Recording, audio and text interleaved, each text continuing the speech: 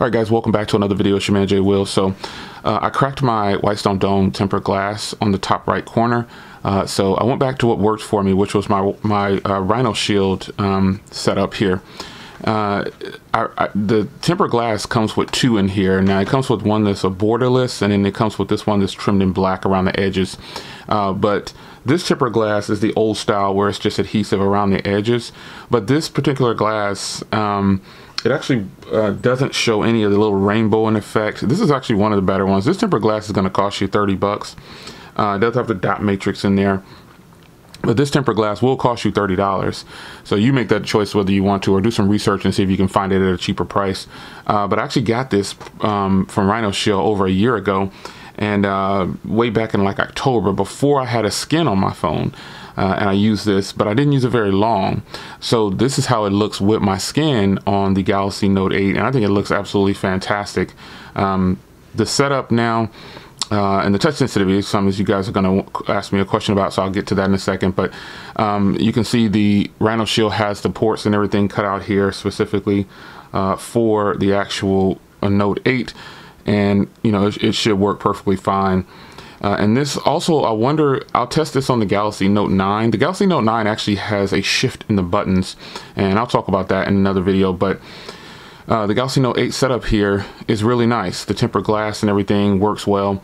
Touch sensitivity, some of you guys might ask, I've never had a problem with touch sensitivity with this type of tempered glass.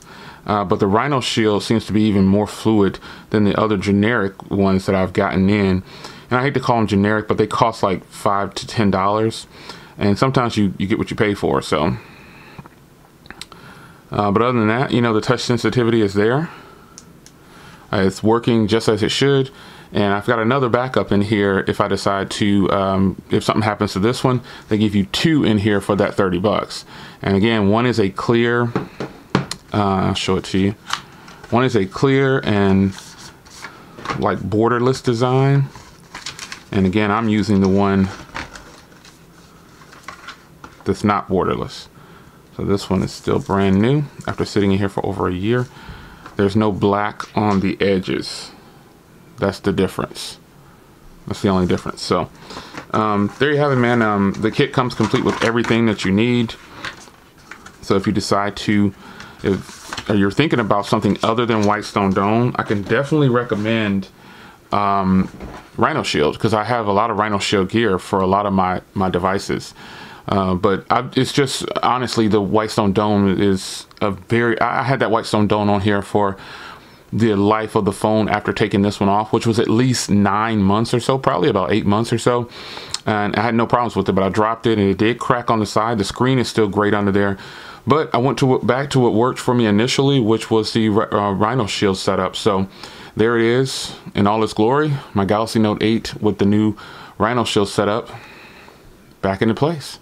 See you guys in the next video. Take care.